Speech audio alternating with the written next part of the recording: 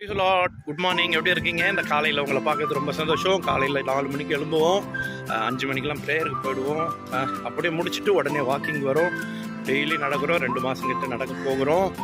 ஆரோக்கியமாக இருக்கும் உடம்பு. எனக்குள்ள ஒரு மாற்றம் தெரியுது, இவங்களுக்குள்ள ஒரு மாற்றம் வந்திருக்கு. இன்றைக்கி நாங்கள் பரங்கிப்பேட்டை கிள்ளை போகிற பாலத்தை இன்றைக்கி அந்த பாலத்து மேலே நடந்து வந்துட்டுருக்குறோம். ஏறும்போது இறங்கும்போது ஒரு ஞாபகம் வந்துச்சு. நிறைய நேரத்தில் நம்ம வாழ்க்கையில் உயரும்போது உயரத்தில் போகும்போது சந்தோஷப்படுவோம், ஆனால் இறங்கும்போது கஷ்டப்படுவோம். இப்போ நாங்கள் இறங்கிட்டு தான் இருக்கிறோம். அதை பார்த்த உடனே தான் ஒரு ஞாபகம். அப்போது நம்ம வாழ்க்கையில் கூட பாருங்களேன், ஏற்றம் வரும், தாழ்வு வரும், ஏற்றம் வரும், தாழ்வு வரும். அப்படியே மாறி மாறி நம்ம வாழ்க்கை ஜிக்ஸாக் மாதிரி தான் மாறி மாறி போகும். ஆனாலும் நம்ம சோர்ந்து போயிடக்கூடாது. வசனம் சொல்லுது, உயர்விலும் சந்தோஷமாக இருங்க, தாழ்விலும் சந்தோஷமாக இருங்க.